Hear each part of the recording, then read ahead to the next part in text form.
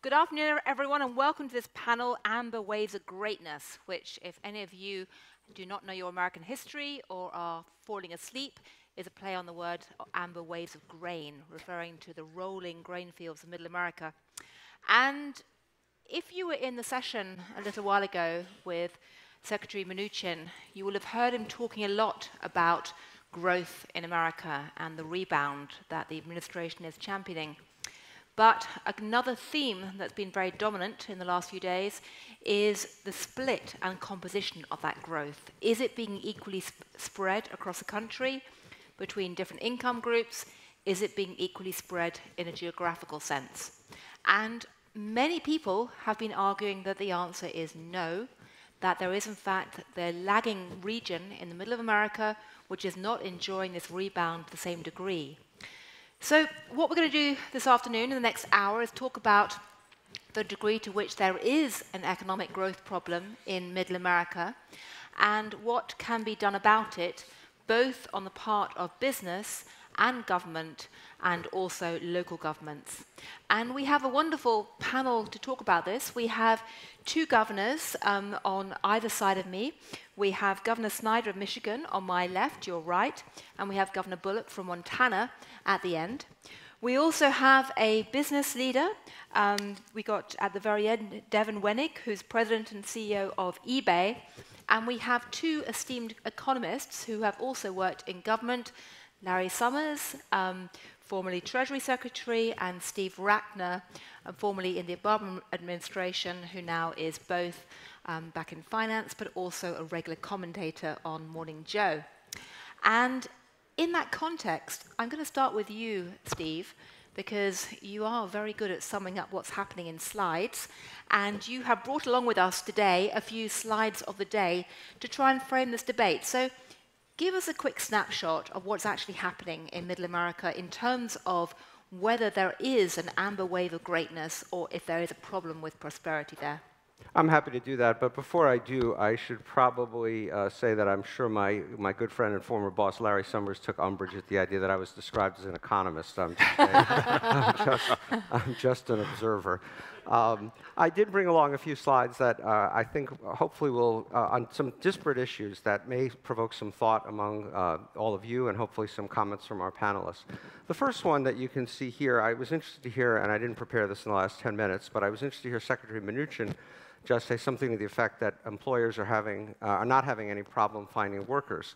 And that is really not what I think the data or the anecdotal evidence suggests. And I just want to frame this discussion that I think is really more about things other than the number of jobs that exist in America. We have a 4.1% unemployment rate. And as you can see, I picked a different way to depict it here, which is looking at job openings. And you can see that the number of job openings at 6 million is the highest it's been even back to the peak before the great financial crisis. So there are a lot of jobs. I didn't think I would be sitting here 8 years after the financial crisis and tell you that Michigan's unemployment rate, as Governor Snyder well knows, has dropped from 14.5% to I think 3.5% if my data is current. It's in the fours, but that's good. We'll take it, Steve. I'm a little bit off. Well, 14 to 4 is still a big drop. Yes. Directionally right, and so there are jobs out there. But if you turn to the next slide, number 2, you can see that not every part of the country has participated equally. So this compares national growth and unemployment to what's happening in the so-called heartland states, which I defined arbitrarily to be those essentially, as Gillian said, around the Great Lakes region. And you can see that while the job growth more or less tracked from the end of the recession until 2014, since then it has diverged, and the center of the country has not done nearly as well as the rest of the country, and that continues now. If you go to the next slide, number 3, which is meant to look at wages, and as a proxy for wages, I took manufacturing wages since manufacturing is such an important part of what goes on in the middle part of our country. And you can see here that average hourly earnings, average manufacturing wages having been higher than total non-supervisory until the financial crisis because of the pressures that manufacturing has had, whether you want to look at globalization or automation or whatever, and the effects that's had on wage rates. Wages have grown much more slowly in manufacturing since the recession. And so this is, I think, in part the essence of the issue, which is these great middle-class jobs that people used to be able to have working in a Ford plant or a GM plant or whatever it is they do in Montana are simply not, maybe almost as abundant, not quite, but the point is that they do pay less, or at least not going up as much as they used to. If you go to slide 4, I wanted to just make another observation that doesn't get very much attention, which is a little different from some of the rest of what we're going to talk about here. But it's important, I think, in a dynamic economy where jobs are appearing in different parts of the country, or even different parts of a state, or even different parts of a community, that people have to be willing to move in order to take advantage of that. Europe historically has had a terrible problem for language reasons, cultural reasons, and a lot of other reasons of people not moving. In the US historically, we have moved, but for a variety of reasons we can talk about, the move rate has been coming down. And so you get in these situations where there are communities or states with very low unemployment, great demand for workers, not enough people, and then the opposite elsewhere. Let me turn to slide 6, and they're a little bit out of the order that you guys have, but hopefully you can find slide 6. And this is a proxy for another point I'll make with another slide in a second, which is that both the federal government and to a considerable degree, as the governors can talk about, the states are fiscally strapped at the moment. And so at a time when many of us believe we might be spending more money on job training, on business development, on things like that, we're actually spending less. This simply takes one program called the Workforce Innovation and Opportunity Act. It's a federal program. And you can see that after you adjust for inflation, the amount being spent on it has almost dropped in half, and that's even after the most recent spending bill was passed that gave them another $80 million. And so it's just an example of the kind of pressures that are coming out of Washington onto the states in terms of spending. And this is is that the last one? Almost. All right, really quickly. If you turn to slide 7, you can see that when you look at government investment, and this is both state and local and federal, it's been dropping very sharply as a percent of GDP, and on a federal level, we're not really investing at all after you account for depreciation. And then lastly, if you look at states and their fiscal situations, you can see on slide 5 that many states have had to face revenue shortfalls. You've all been reading about the teachers' issues in Oklahoma and places like that, enormous pressure on state and local finances. And I will stop. Steve, you framed that brilliantly. The only reason I jumped in there was because those slides were so interesting. I almost wanted to put them up and leave them there for a bit for the audience to actually digest them. But you framed the problem beautifully. Economic growth overall, but less growth in the heartlands. Manufacturing has been doing worse. And it's not clear that the governments have enough money to actually solve the problem. So, which one of you shall I put on the spot first? Either one. Okay, Governor Bullock. Sure. What do they do in Montana? They don't do Montana. That was a very coastal comment, Steve.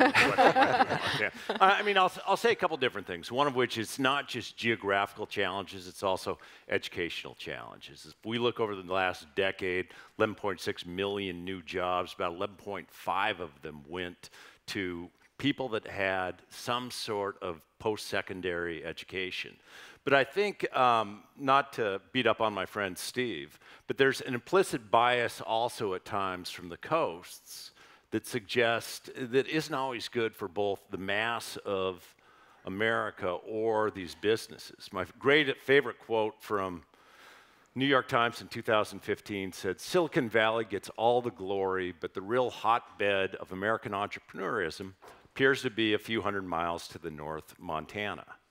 Now, it's not my favorite because Kauffman Foundation says we're the #1 for startup activity and top 5 for entrepreneurial activities are the 40 different laser and photonics companies up there. It's my favorite because anybody off the coasts knows that Silicon Valley and Montana are a hell of a lot further apart than just a few hundred miles.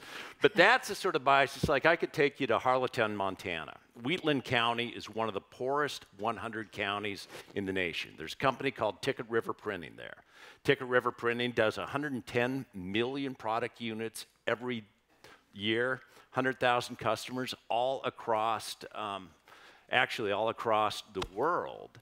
And at the end of the day, biggest employer there, a rural area that has production facilities there and has customer support in towns like Tudot, Montana. It's a tech firm right there. What we need when it comes to tech in a whole lot of places, we need capital. When I first came in, the venture funding in Montana was about $2 per person. Now we're up to $86 per capita. But at the end of the day, 75% of the venture actually goes to California, New York, and Massachusetts. We need connectivity. Places across the heartland, I've increased our students having connectivity by 52% in the last 3 years. Now 95% of my kids meet the FCC requirements. And also we need workforce. And that's one of those things where I began with sort of the disconnect also where a lot of the gains are happening from a perspective of those with some post-secondary certification or education, which we as governors need to work on, because my anecdotal piece, not unlike what Steve said, every employer, they're not talking about my business climate, sixth best actually tax climate for business in the nation. They're not talking about my manufacturing opportunities. We actually led the country in manufacturing GDP growth last year. What they're talking about is the challenges of making sure that they have a talented and trained pipeline of workers. And that's something that I think that all governors are working on. And hopefully at the end of the day, the private sector will be joining us in that. Right. I mean, I must say, I shared Steve's surprise that Secretary Mnuchin said that there wasn't a problem of a shortage of skilled labor, because certainly anecdotally, I've heard from a lot of companies that there is a problem. I'm curious, are you seeing bottlenecks in Montana? And I'm going to turn to Governor. Seeing bottlenecks? Yeah, Governor Absolutely. Snyder. I mean, fundamentally, it really is. I mean, and what we can do in a state of my size is say, all right, I may not have the population, but I'll make my two-year colleges as but one example. It's not even about an associate's degree, it's about a professionally recognized certificate. So if I have 40 laser and photonics companies, they're doing everything from autonomous vehicles to military applications. Well, we started a two-year associate's program just to provide the tech support for them. Right. We've increased apprenticeships. People working while they're making a living, getting the skills that their employers need. We used to just think of that as welding. It's in healthcare. There's 1,000 different apprenticeable fields. Right. Governor Snyder, you've seen the unemployment rate fall from 14% to 4%, which is really quite remarkable. Are you seeing bottlenecks as a result? And do you feel that your state is lagging behind the overall growth picture? Yeah. Well, what I'd say is, the main issue in Michigan today is no longer a question, is there a job? It's, do you have the skills to take that opening? We literally have hundreds of thousands of open positions. And these are great, well-paying jobs. That's my top priority as governor, and has been for several years, is I call solving the talent question. How do we help good, talented people get the skills they need to take these positions? And it's going to require a major change. So I'm launching something called the Marshall Plan for Talent, a 5-year, $100 million investment to change the paradigm, to revolutionize how we look at these questions. And to go to your other question, Gillian, about where do we stand being a Midwestern state, is we're back. We got our act together. We've made a huge comeback in Michigan. To give you an idea of the metrics, for private sector job creation, which is my main metric for measuring success, is over the 7 years I've been governor, we rank number 6 in the country. That's impressive, 540,000 private sector jobs. And per capita income increases. We rank number 6 in the country after having taken a huge hit. In terms of manufacturing job creation, we're number 1 in the country. And we had to go through this transformation, the reinvention of our state. To put it in perspective, in the big picture, we go through these revolutions every so often in society and our world. Michigan was at the forefront of the Industrial Revolution. The American middle class was made in Michigan originally. The modern corporation was born in Michigan. Our problem is we got complacent and content. And the world changed, and we ended up at the bottom. We ended up 50 out of 50 in so many metrics. And I thank Steve for his great work helping turn those things around. But we had to do something, and at the same time, the world changed to a service industry with IT and biotech helping lead the charge. That's where much of the coastal thing happened. But there's a new revolution going on now, and it's the convergence of these multiple fields. And so that's where I'm excited, not about just what we've done in Michigan today, but we're not complacent and content, and we're going to help lead the world in this next revolution, which I call a revolution of convergences. There's a convergence going on with autonomous and connected vehicles, for example, between the automotive industry and the IT industry. The most attractive place for me to go get business to move to Michigan is Silicon Valley and New York City and other places around the globe, because Detroit's back. And it's simple economics. We're the value place to be. We're the exciting place to be. So we've got great opportunity there, and we're going to continue that leadership and build on it. So I'm excited for the future of our state. Even after I'm done being governor, there's a focus there to say it's not a versus either. It's how do we be the best partner with other people around the world? Because I don't want to view it as a competition. I want to view it as a collaboration, because that's how you're successful. The last thing I'll share with you is part of the reason you find this Midwestern thing or this Middle America thing is to be blunt, compared to the coast, we're crummy at marketing. I tell people you haven't got Madison Avenue in Detroit yet. No, it's our old Midwestern humility thing. It's like, we'll do really great things. We'll do the world's best. We just won't elect to tell anyone. And so for the last several years, I've been telling Michiganders, we got to be louder and prouder. It's not about being arrogant, but if you looked at mobility, autonomous and connected vehicles, if I took a poll, a lot of people would say it's Silicon Valley. They're not even close to what we're doing in Michigan if you measure it by patents, by people, by resources, by every metric. We're in the lead. We just didn't bother to tell anyone. And so part of it is Middle America, we got to be louder and prouder and just make our case, because who's going to make it if you don't?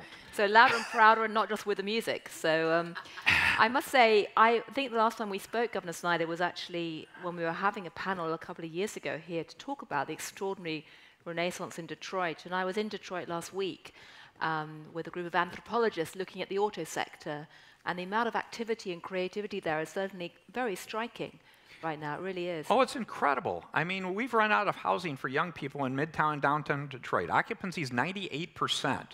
New buildings are going up. They just came out of the financial review process today. Occupancy is 98% in downtown Detroit. Yeah. Well, that is quite remarkable given where we were a few years ago. Now, Devin, what about from a corporate perspective? I mean, we've heard a lot about, both governors selling their state, saying they're committed to trying to put the ingredients in place to really foster growth. eBay has traditionally very much been associated with the coasts, at least in the popular perception. Are you ready to uproot and base yourself in Montana? I don't know. Or in Michigan? I think I'm going to limp back to Silicon Valley after this. I think there is great work that's been done in Montana and Michigan, but my perspective is we could be doing a whole lot better, not about these particular states, but about, for me, this is a metaphor about driving the rewards of prosperity further into every part of the country. I think that there are both long-term and short-term issues which there is huge opportunity that is not being harnessed right now. Let's start with the long run.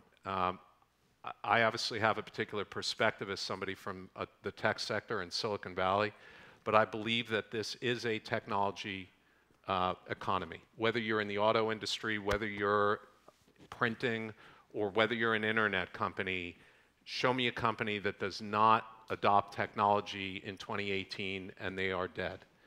And the fact is that something I said this morning, I believe it's a national embarrassment that we don't have mandatory K through 12 computer science education.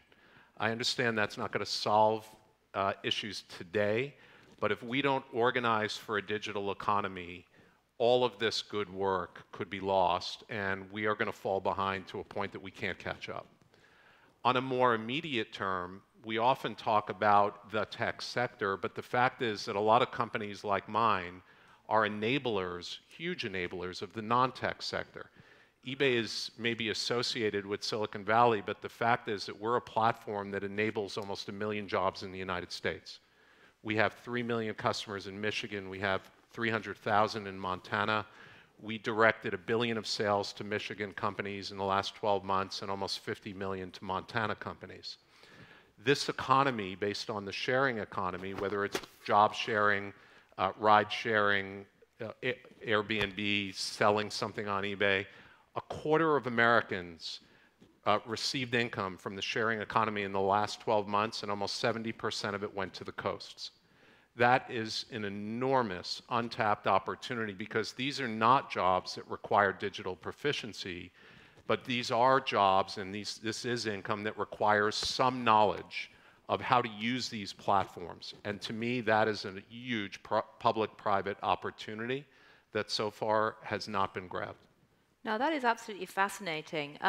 Before I turn to Professor Summers to put this in a sort of bigger framework, I'm curious, Governor Bullock, Governor Snyder, are either of you looking at the sharing economy as a way to drive growth? Because, you know, if a quarter of Americans got income from it, but 3/4 of that went to the coast, that's an immediate indication of the challenge you're facing. Yeah, well, I appreciate all the business they're doing in Michigan, and I think it's absolutely true that those platforms allow a Michigan company in a small town to sell products globally that otherwise wouldn't have been viable.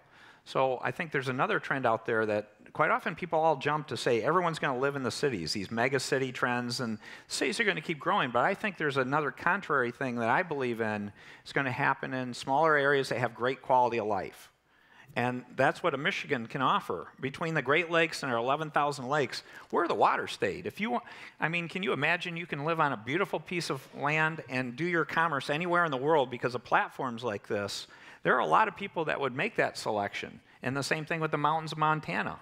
So I think there's a good opportunity here to base it on these great technologies. No, I think that's absolutely right, Gillian. I mean, Montana, as I said, like Kauffman Foundation, typically says we're one of the leading states, top 3 or 4 for start activity. And the Kauffman Foundation, of course, is the main group that studies entrepreneurship. For those, and entrepreneurial activities. Yeah. And in part because we're a state of small businesses. But that also underscores, too, public policy needs to make sure the openings of that. That's why Montana was, I think, the first state to actually do an executive order on net neutrality when the FCC rolled it back. Little states like New York and New Jersey followed us.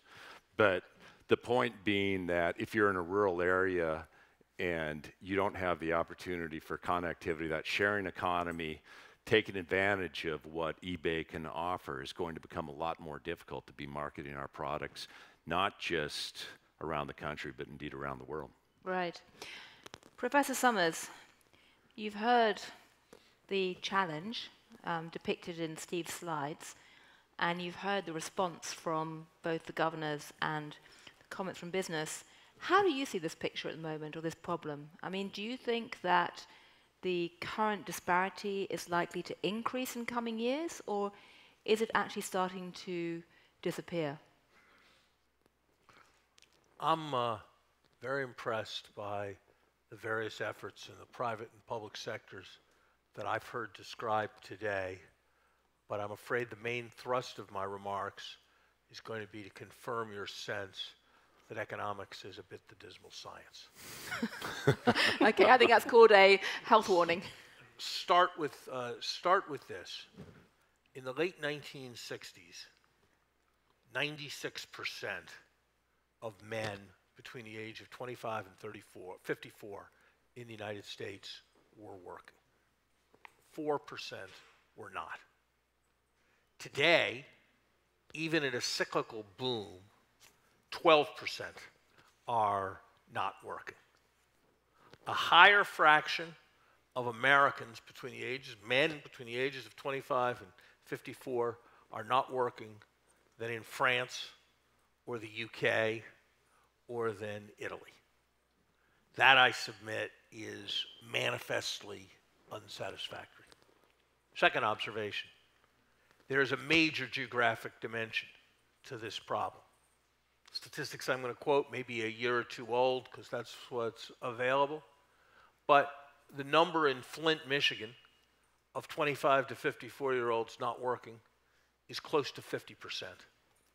The number in Arlington, Virginia, is close to 3%. The main problem is not the people who are unemployed. The main problem, because in order to be unemployed, you have to be looking for work. The main problem is the people who've been out of work for a long time and who are no longer looking for work and who we call out of the labor force. And that's where we're doing worse than even the European countries that we think of as ossified and with deep structural rigidities. Third observation, until about a generation ago, the overwhelming pattern in the United States was of convergence. If you looked at high unemployment states, their unemployment came down. If you looked at poor states, their incomes went up relative to other states. If you look over the last quarter century, there are examples of successes. We heard about those successes today. But on average, the tendency towards convergence is very substantially attenuated. part of the reason is the decline in mobility that Steve mentioned. Yes, there are supply problems of the kind that the governors spoke of, but you know, my experience in hiring, and I think this is probably most of your experience in hiring, difficulty in hiring is a choice that reflects the wage you decide to pay. And if you're prepared to pay a sufficient wage, then you'll find that people will materialize pretty quickly. And so a lot of these vacancies are vacancies at the wage that one wants to pay. I think the next broad frontier of economic policy in the United States is federal place-based policies. The employment, the earned income tax credit has been a massive success in supporting the supply side of the low-wage labor market. It encourages and reinforces the incentive for large numbers of people to work. I believe we need a similar set of policies on the demand side, targeted at employers, and targeted in particular at hiring decisions in places where employment problems are most serious and among groups like the potentially disabled, like ex-convicts, where the problems are most serious. I think there are obvious limits with the inflation and the macroeconomic environment as to how much simply by increasing demand we're going to be able to push employment up from here without spiraling inflation. And therefore what we need is targeted measures that increase demand.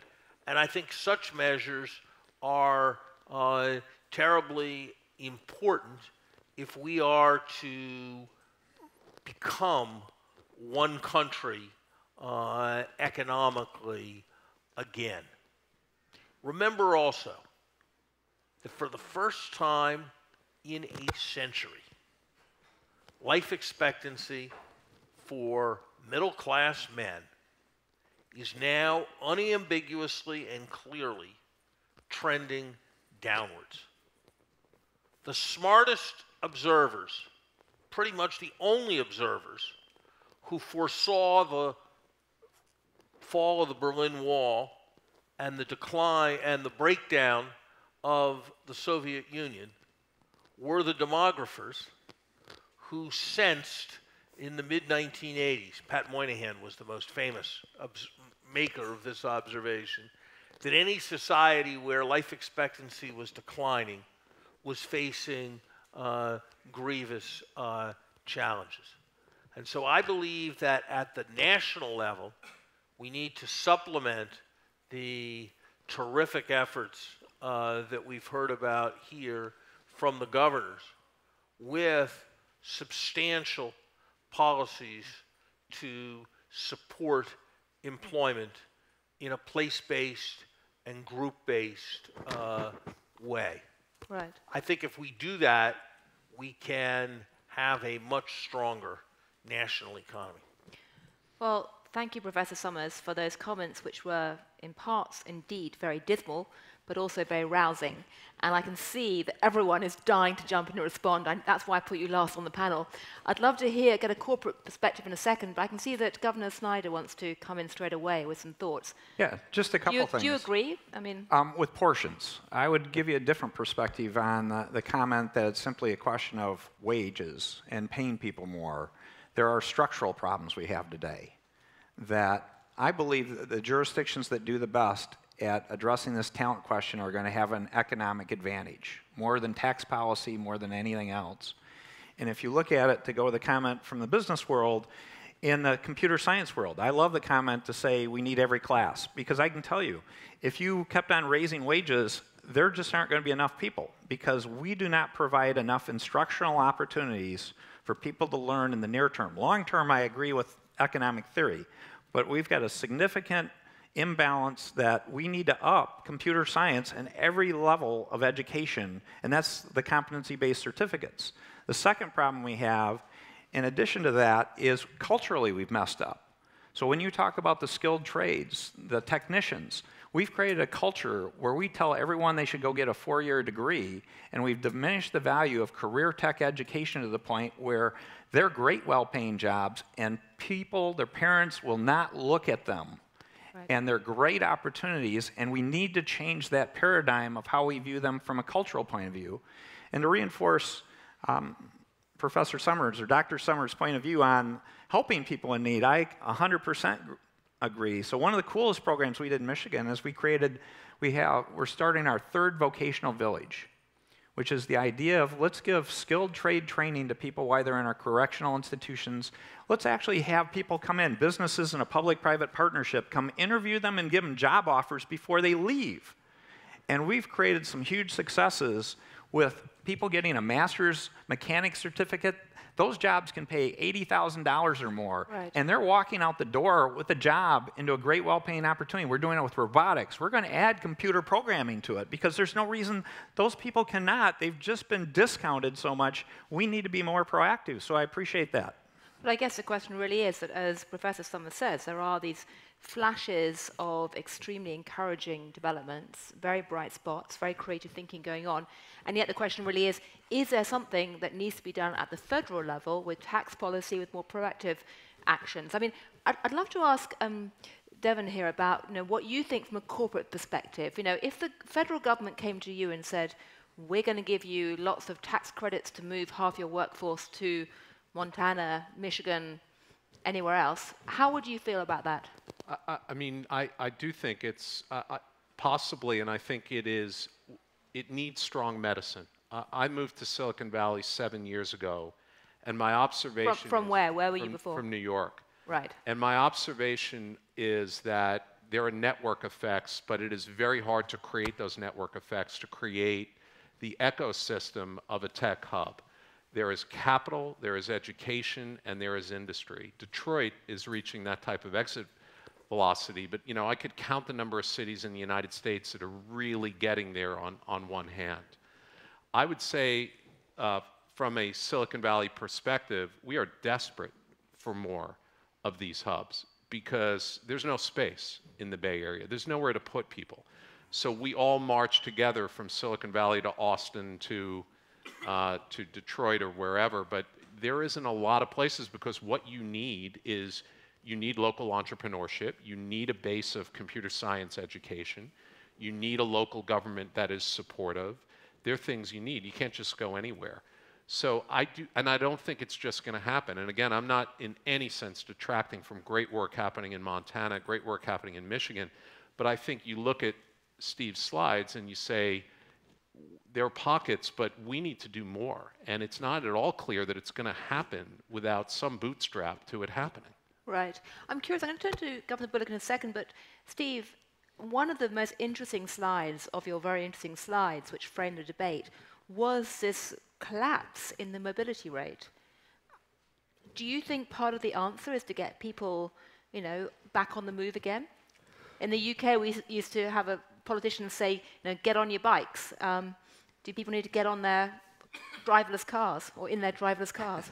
Well, look, it's certainly a piece of the puzzle, but the puzzle has many pieces. And what I want to just, if I could, take a minute on. So Larry talked about the 12% of prime-age men who are not working, and that's very important to focus on. He talked about the mortality dropping, rising, longevity dropping, and that's important. Well, that's mostly a function of drugs, alcohol, and suicide. It's not like people in this room are going to live less long. So I want to just talk again about the 88% of prime-age men who are working, because what I think we're all dancing around a little bit here is the problem of wages. That the fact is that here we are in the 8th or 9th year of an economic recovery, and real wages, you can measure them a lot of different ways, you can find some good things, but on balance, they really haven't done much. Corporate profits have gone up enormously, real wages have not.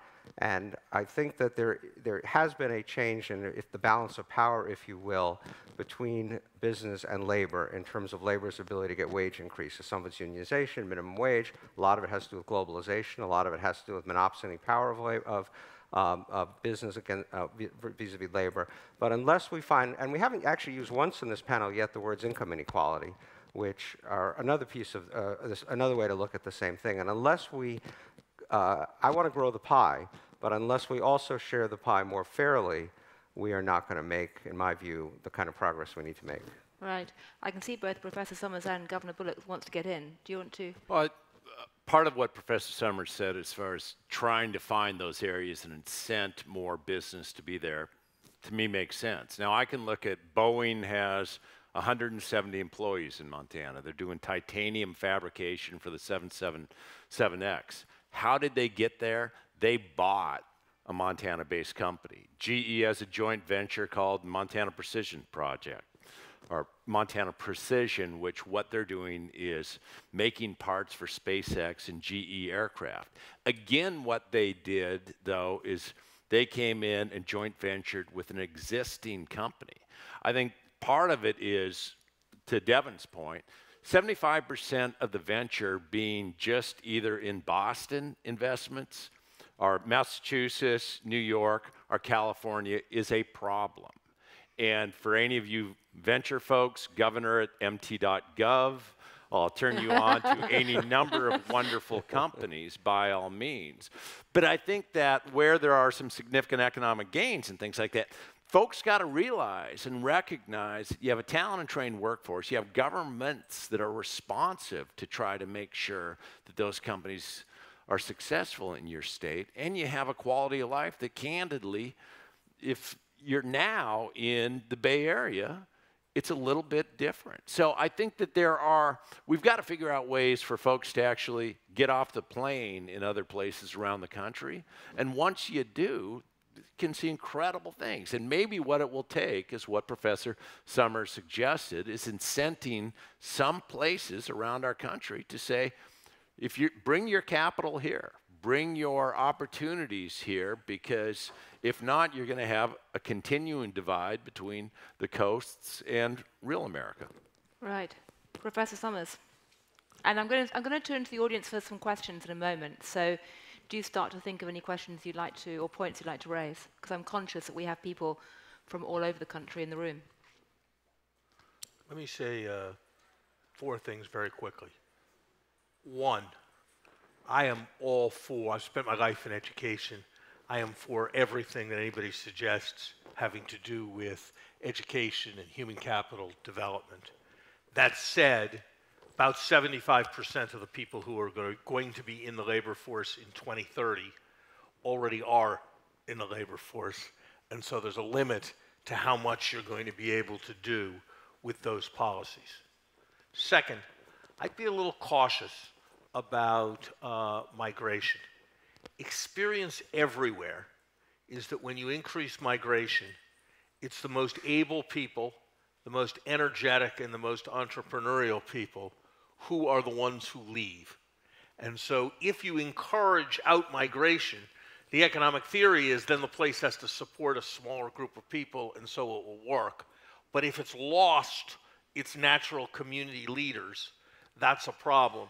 And actually, the most recent economic research is that migration is less a generator of convergence than you would think, for the reason I said, and also because when you have out-migration, housing prices go down, which drops construction, which makes people less wealthy, which reduces spending, and can make a place poorer.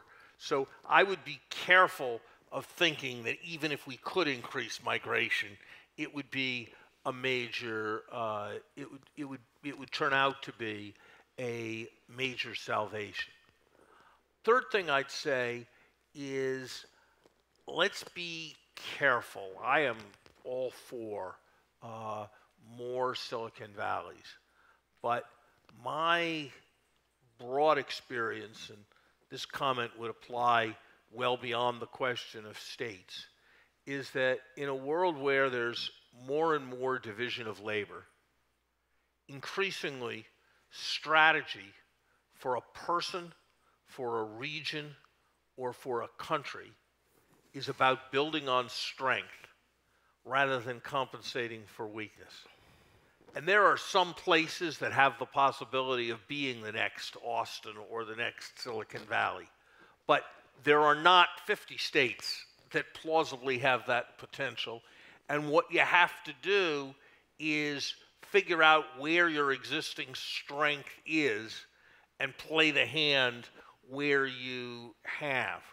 I was involved some years ago in what I think was a well-directed endeavor, at least I thought so, which was Harvard was very focused on making Boston the world center of the life sciences. And we thought that was the right thing to do because we had a bunch of numbers that there was more life science talent within a 5-mile radius of Harvard Square than in any similar circle on the planet. But I learned in the process of that 44 states had plans to turn themselves into major life science centers, and it has to have been that at least 25 of those plans were ill-conceived. So I would counsel building from strength rather than building what you would most like to have for individuals seeking to build their careers and for cities and states. And I guess the last thing I would say, to come back to my tax policy proposal, is which is the greater risk? That we will somehow overdo it by channeling more federal money into depressed areas than we should, and that it will have been wasteful. And by the way, if that's what happens, what will probably happen is it won't create that much more jobs. It will bid up wages because people get those tax credits. And for the reason Steve said, bidding up wages in the more depressed parts of the country, that would actually be a fine outcome that would be very good to achieve. So I think the risks that we are going to over-respond to this problem as a country are actually very, very small compared to the risks that we are going to under-respond to this problem. And so it seems to me that as wonderful a job as the governors are doing, as excited as I am about the kinds of things J.P. Morgan has done in Detroit, we need to have a federal government that sees place-based policy as an important tool of overall economic policy. Right. Well, unless any of you have a burning point to make, I'd like to bring the audience in at this point. We have some roving microphones, and if any of you have either a comment or a question, do raise your hand, and it would be courteous but not compulsory to identify yourself. So would anyone like to jump in at this point? Hi, I'm Julio Santaella from INEGI, Mexico. It's the National Statistical Office. I would like to drop a question about how international trade brings or complicates the questions that the speakers are talking about. That's a great question. I think it's to everyone's credit, we've gone for 45 minutes without discussing trade tariffs or the current administration or any of the big dramas right now. Anyone like to talk about trade and how that plays into the story? I mean, are people in Montana celebrating tariffs? In Montana, unfortunately, most of the malted barley that we produce in Montana goes to Mexico to make some fine beers, or we're the third largest wheat producer, and that goes across 75% of the wheat that we grow goes to the Pacific Rim. So there's certainly making sure that we have those opportunities to continue to sell our goods into foreign countries. By the same token, though, I mean, I think that we have to make sure that as we're looking at this, certainly capital can move across borders, but workers can't. And there are times where an inexpensive television doesn't mean much if you don't have a job. So as we look at overall trade policy, certainly if we look at NAFTA, NAFTA was created, instituted before the internet existed. So I think all countries effectively have said we can modernize it, but we have to do a way where we're real clear about if there are winners and losers, and if we have manufacturers that are losing, well, what are we doing with those folks? What are we actually doing with the people that can be impacted? Governor Snyder, I mean, how does the trade debate or uncertainty right now play into your attempts to boost Michigan? Yeah, it's challenging, to be open. We're the #1 trading partner of all the states with the country of Canada. It might surprise you to know we're the #3 trading partner with the country of Mexico. In terms of foreign direct investment in our state, I've made a priority on that. We rank, for jobs created as a metric, we rank #3 with Germany. We now rank #3 with China in terms of foreign direct investment in our state. I actually redesigned our tax code when I got in office to make us export friendly. So you can add assets and people. We're sales factor only in Michigan, because the way I viewed our comeback, one of the things is we had to get back to what we've always done, make things and export to the world, and I view it as exporting to Ohio is just as good as exporting to Canada. If you look at the trade discussion, I would echo what Steve said in many respects with NAFTA and some of these other things, that there are specific things that do need to be updated, particularly on intellectual property, the electronic content, the soft content of many goods. Globally, you have issues with intellectual property protection and some other abuses. I'm not sure talking about the way tariffs are being talked about in the broad setting is the best way to do it, particularly if it's going to generate anxiety and or trade wars. I don't think that's a great outcome for anyone. So I would hope we get back to identifying more specifically what are the inadequacies, the real problems we face more specifically, and try to tailor solutions to address those more specifically, whether it be a particular policy, say on intellectual property, or a particular country. Right. Yes. Look, I think, I don't think any of us should be totally shocked at the fact that we're having this discussion about tariffs now, because my view is that while globalization, free trade, whatever you want to call it, has certainly been on balance beneficial to the U.S., there's no question that there have been a lot of losers, and Governor Snyder has a number of them in his states. One of the things I saw in the course of my work on the auto situation relative to Mexico is how good Mexico has gotten at making things. And to my knowledge, Mexico has never been accused of a meaningful violation of any of the trade rules. They've gotten where they've gotten by simply getting good at making cars. And they make them with workers who get paid roughly half as much as the workers in Michigan do. So this is a problem that I think got insufficient attention, and it's not going to be solved by putting up trade barriers, but we're going to have to solve it by becoming more competitive. But realistically, having been someone who oversaw the General Motors, call it what you like, debacle, rescue. I was going to call it a debacle. You call it a rescue. One man's debacle is another man's rescue. Okay, well, that is the optimistic spirit of the Midwest. Before Steve got there. Exactly. But having overseen General Motors, how on earth can they possibly compete with Mexico if it's twice as expensive to hire people in Michigan as it is in Mexico? Yeah, what I'd say though is again, it's not lowest labor cost long term, it's total cost of quality. And so we have to emphasize what we're good at. If you look at an auto plant today, and this is where a lot of people have a misconception, we're not going back to the old days. Those days are gone, where you have many people that don't have high skills in auto plants. If you go to a supplier plant today or an OEM plant, these tend to be highly skilled. These are people running robotics equipment. It's fundamentally changed. You're not going to see massive jobs being created the same way as it used to be in terms of huge employers, but they're higher value add, and they're heading in that direction. Also, the labor content is continuing to decline in a vehicle, so that heads in our direction. And then finally, the part we've emphasized, we've seen a reconsolidation in Michigan, is the R&D and engineering part of the equation. So one of the things I tell people I'm proudest of about our role in the auto industry is 76% of all the U.S. R&D in the auto industry is in the state of Michigan. That's a huge amount of intellectual firepower. Wow. Any other? Can I say a couple things about trade? First, people make a mistake of confusing trade and trade agreements. Mexico could export cars to the United States before there was NAFTA. Every trade agreement the United States has signed has reduced the trade barriers in the other country much more than they were reduced in the United States, because our markets were largely open by 1980.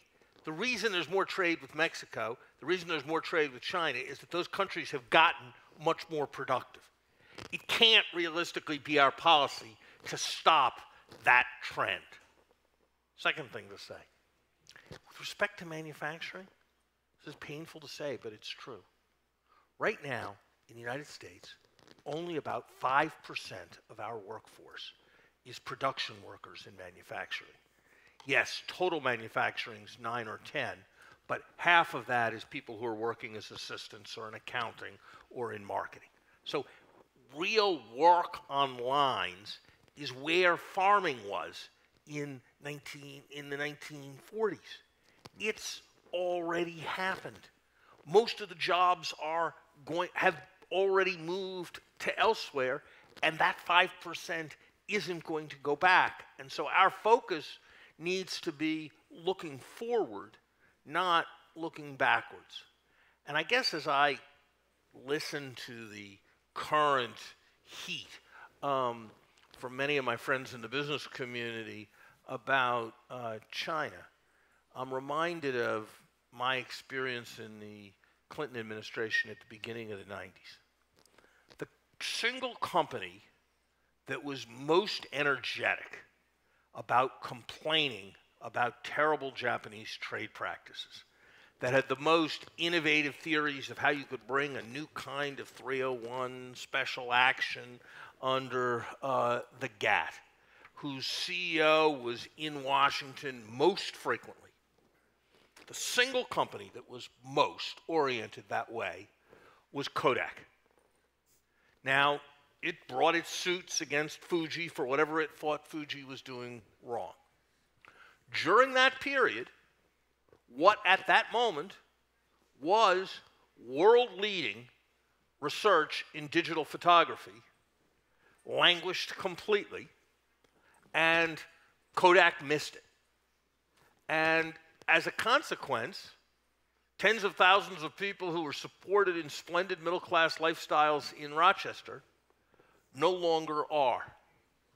And so when I see businesses focusing on their political efforts to get protection, I always wonder whether they're going to be like Kodak, missing the opportunity to excel as they focus in that direction. That's right. Every reason why we should have all the social safety nets, do a whole set of things. But we are not going to stop emerging markets from emerging. We can't, and we shouldn't try. We need to focus on what we can affect, which is our areas of strength and advantage, and the support we provide to those who are displaced. Devin, I have to bring you in here because, of course, you are in one of the future-focused sectors right now. I mean, how does the trade discussion play out for you right now? I couldn't agree with Dr. Summers more strongly. We're very focused on the economy that's coming, not necessarily the economy that was. I recognize that's easy to say and that there are a lot of jobs in transition. But if I just take Michigan and Montana, the merchants that I mentioned before that sell on our platform, 90% of them export to about 100 countries, and they're growing twice as fast as those that don't. So trade is an enabler of jobs in the long run. Yes, it can displace jobs. Yes, there are real issues to deal with. But sometimes I feel like the entire debate, all the oxygen in the room, is getting consumed with fighting 1999's battle. And I think it's incredibly important that we balance that. And we say that there is great American entrepreneurship. What they need is 7 billion customers around the world, not a local economy. What they can compete and win if they get access to demand pools globally, not on their street corner. Right. So if NAFTA is pulled with no replacement, if the president pulls America out of NAFTA, or if big tariffs go up against China, have you run the numbers as to what that means for a company like eBay? I mean, look, let's see what happens. I think there's so many different scenarios that it's almost impossible to model all of them. But I think it is a mistake for American jobs to put friction in trade. Right. We have time for probably one more quick question, if someone has a burning question. Yeah. I hope you. Hi. Ted Truscott, Columbia Threadneedle Investments. You didn't talk much about infrastructure. It might be implied in the lack of spending at the federal level, but I suspect infrastructure, the panelists all have a view on it, so love to hear it.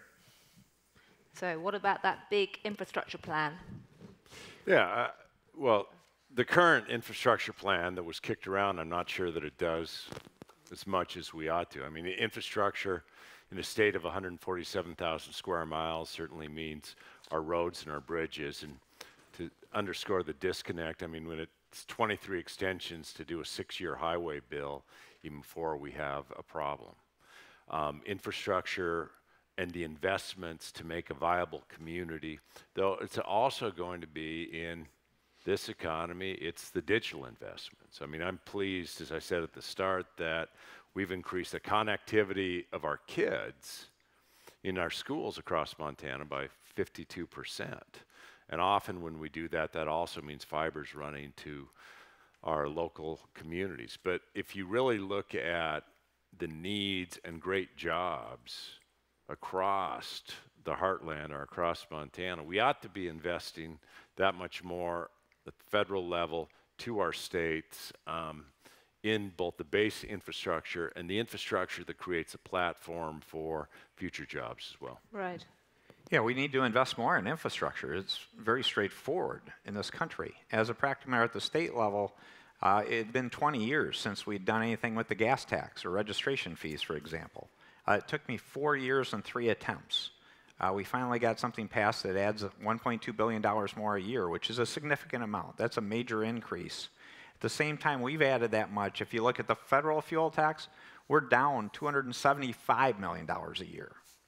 So we do need to invest more, and it's not just that. Water and sewer infrastructure, I proposed a new fee to, again, put resources there. But it's finding the right balance. We need to invest in our infrastructure, and it's not just about talking about spending. One of the things I'm proud of we're doing in Michigan is integrated asset management.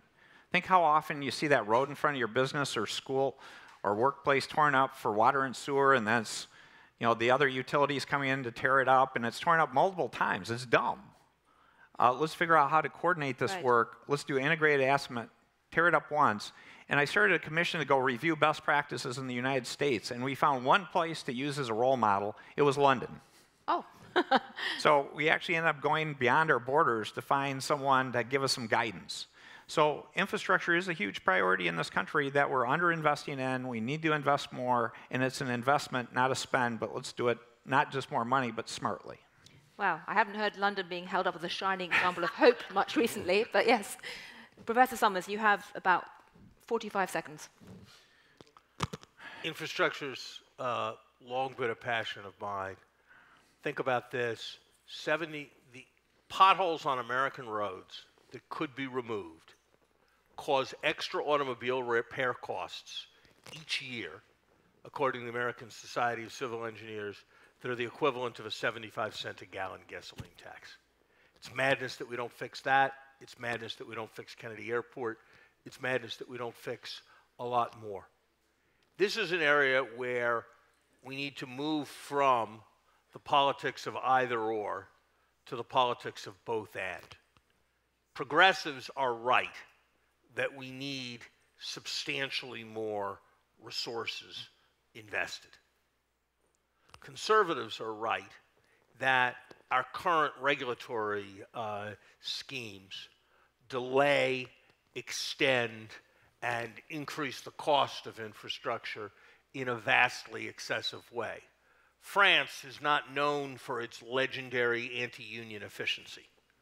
It costs the French 1/7 as much per mile to extend the Paris Underground as it costs to build the 2nd Avenue subway in New York City. There's a bridge outside my office. It's in Boston. It's 400 feet long. It took them 5 years to repair that bridge. I consulted with the classics department, and they told me that Julius Caesar had built an equivalent bridge in 9 days. Right. And that tells you something.